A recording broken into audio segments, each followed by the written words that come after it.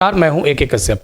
आज इस विषय पर बात करेंगे कि किस तरीके से बिहार शिक्षक स्थानांतरण पॉलिसी को बदलते हुए ई शिक्षा कोष के पोर्टल पर जो शिक्षक स्थानांतरण के नए विकल्प को जो खोले गए हैं, इससे बिहार में खास करके जो विशिष्ट शिक्षक जो वर्षों से स्थानांतरण की बाट को जोड़ रहे हैं, अंतर जिला स्थानांतरण जिसका मुख्य उद्देश्य रहा है, और दूसरा जो BPSC से बहाल शिक्षक जो 3 अलग अलग फेज़ में हुए हैं, इन लोगों को कितना राहत मिलेगा और क्या आने वाले समय में म्यूचुअल ट्रांसफ़र पर क्या आप बिल्कुल कह सकते हैं कि पूर्णतः ग्रहण लग चुका है।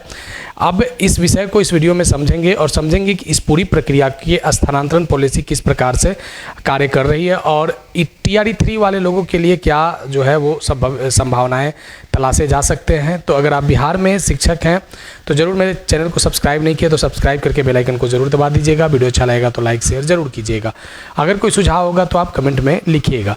देखिए, बिहार शिक्षक स्थानांतरण प्रक्रिया जो है, ये प्रक्रिया में कई बार बदलाव किए गए हैं नियम में।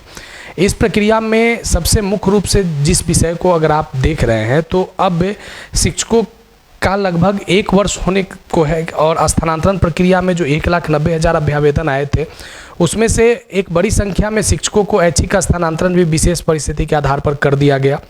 दूसरा, यहाँ पे एक विकल्प म्यूचुअल ट्रांसफ़र का खुला था और वो इतना स्मूथ था, इतना ईजी प्रोसेस था कि जो शिक्षक को अपना ट्रांसफ़र पार्टनर मिल जा रहे थे, उनके लिए तो एकदम बिल्कुल कह सकते हैं कि इससे सरल कोई चीज़ था ही नहीं स्थानांतरण में।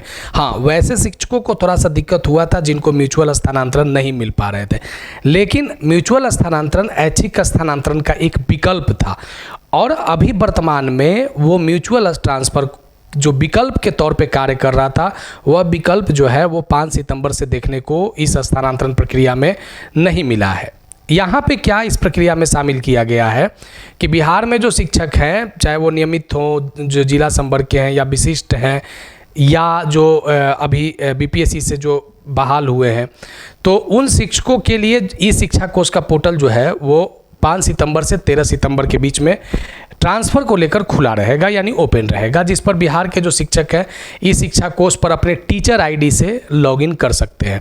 अगर किसी शिक्षक के पास अगर टीचर ID नहीं है तो वह अपने संदर्भित विद्यालय से, जो उनका संबंधित जो विद्यालय है, वहाँ से टीचर ID को लेकर अपने HM से, स्कूल एडमिन के लॉगिन ID से संबंधित शिक्षक के टीचर ID के आधार पर वह स्थानांतरण के लिए आवेदन कर सकते हैं।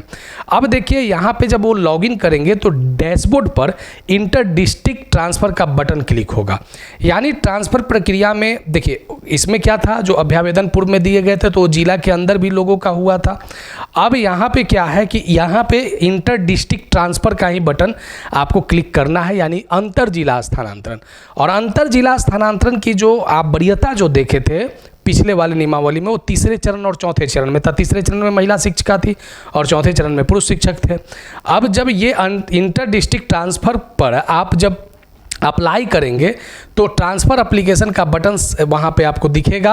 अप्लाई फॉर ट्रांसफ़र और व्यू एप्लीकेशन 2 ऑप्शन आपको देखने को मिलेंगे। अब देखिए, अप्लाई फॉर ट्रांसफ़र के बटन क्लिक करने के उपरांत ई शिक्षा कोष के पोर्टल पर आपके जो प्रोफाइल है वह शो करने लगेंगे।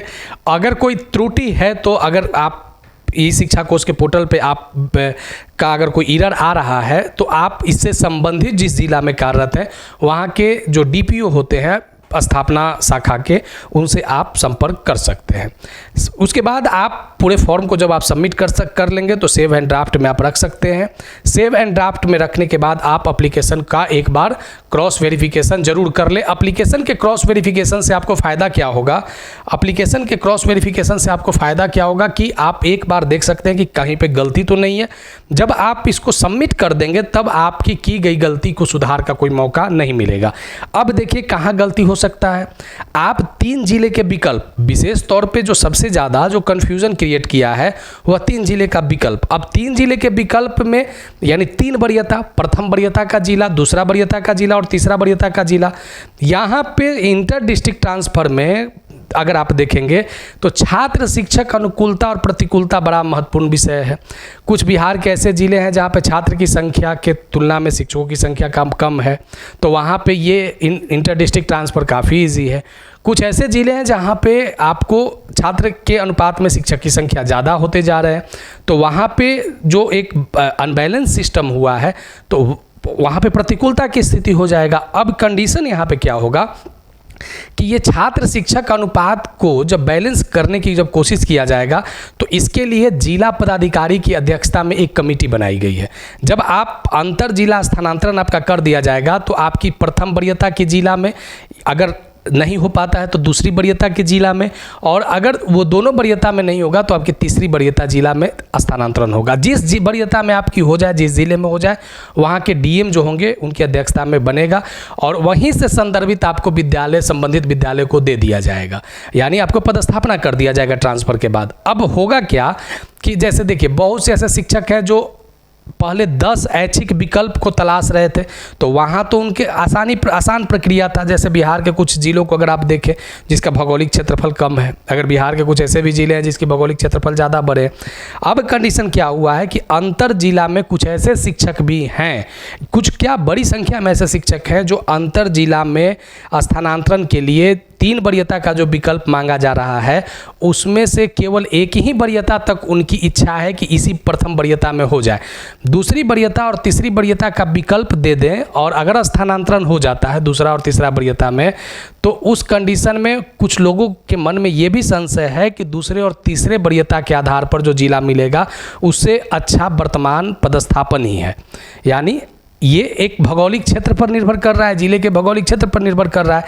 तो 3 जिले का विकल्प शिक्षकों को एक लंबी दूरी वाले जो शिक्षक हैं, खास करके जो 100 किलोमीटर से जो ऊपर हैं, उनके लिए ये एक संजीवनी का काम कर सकता है 3 जिले का विकल्प। लेकिन अगर 100 किलोमीटर के अंदर के रेडियस में 3 जिले अगर वो पदस्थापित है और 3 जिले का अगर विकल्प देना है तो उस कंडीशन में इन शिक्षकों में थोड़ा सा असहजता देखने को मिल सकता है कि अगर दूसरे या तीसरे वरीयता पे अगर वो जाते हैं तो जहाँ पे अभी वर्तमान में वो पदस्थापित है कहीं उससे भी ज़्यादा उनको ज़्यादा समस्या न झेलना पड़े भौगोलिक क्षेत्र के बनावट के आधार पे।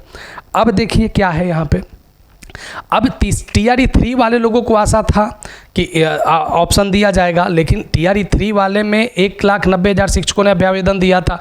1 लाख का डेटा है अभी कि अभी 1 लाख तक लोगों का ट्रांसफ़र हुआ है वरीयता के आधार पर। 23,000 के आसपास में म्यूचुअल ट्रांसफ़र के आंकड़े थे।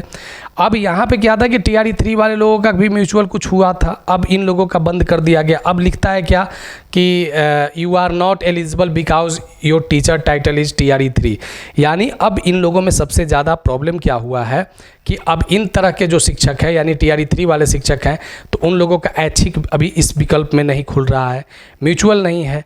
और म्यूचुअल अगर TRE 3 को अगर दिया जाता कि आप एक बार म्यूचुअल ट्रांसफ़र पार्टनर को ढूंढ ले और लॉक, यानी आप उसको जो पहले जो सिस्टम था कि आप उसको चेंज कर सकते हैं, आप उसको डिलीट कर सकते हैं, अगर इसको इसी ऐच्छिक स्थानांतरण के साथ अगर उसका फाइनल सबमिशन अगर म्यूचुअल का भी रहता कि अगर एक बार आप सबमिट कर दिए तो फिर आप उसे चेंज नहीं कर सकते हैं, तो उस कंडीशन में इस ट्रांसफ़र प्रक्रिया में TRE 3 वाले लोगों को भी TRE 1 और 2 के साथ राहत मिल सकता था। अब यहाँ पे ये तो एक जो अलग बात है क्योंकि ये सरकार की पॉलिसी है, अब शिक्षा विभाग इस पर काम कर रही है और जिस तरीके से ये 3 जिले का विकल्प मांगा गया है तो बहुत जल्द आप देखेंगे, यानी 13 सितंबर के बाद आप देखेंगे कि एक बहुत बड़ी संख्या में शिक्षकों का अंतर जिला स्थानांतरण जो है वह सफल होगा। क्योंकि अभी जो शिक्षक बचे हुए हैं विशिष्ट हो या नियमित हो या BPSC वाले हो, तो इनमें से जो बड़ी संख्या में महिला शिक्षक अंतर जिला स्थानांतरण, पुरुष शिक्षक अंतर जिला स्थानांतरण, तो बड़ी संख्या में बिहार सरकार के शिक्षा विभाग स्थानांतरण करने जा रही है। यह बात अब आपको तय होता हुआ दिख रहा है कि अब आप स्थानांतरण को लेकर निराश नहीं हो सकते हैं क्योंकि आपके स्थानांतरण 13 सितंबर के बाद शुरू हो जाएंगे। लेकिन अब यहाँ पे वही जो विकल्प 3 जिले का दिया गया है तो यहाँ उन शिक्षकों के लिए थोड़ा सा कठिनाई का सामना करना पड़ सकता है जो दूसरे या तीसरे वरीयता उनके वर्तमान पदस्थापन से दूर है। तो ये जो संदर्भित विषय था, ये जो प्रक्रिया है, तो आप इस प्रक्रिया में आप शामिल हो सकते हैं। स्थानांतरण को 5 सितंबर से आप 13 सितंबर के बीच तक आप सबमिट कर सकते हैं। तो इस विषय को हमने इसलिए रखा था क्योंकि एक महत्वपूर्ण इन्फॉर्मेशन जो फॉर्म सबमिशन से था। तो अगर बिहार में आप शिक्षक हैं और ऑनलाइन अगर आप इसको अगर सबमिट करना चाहते हैं तो आप ज़रूर सबमिट करके ट्रांसफ़र प्रक्रिया में भाग लें। तो फिर मिलेंगे हम लोग आगे नेक्स्ट वीडियो में। चैनल को जरूर सब्सक्राइब करके बेल आइकन को दबा दीजिएगा। वीडियो अच्छा लगा तो लाइक शेयर जरूर कीजिएगा। धन्यवाद।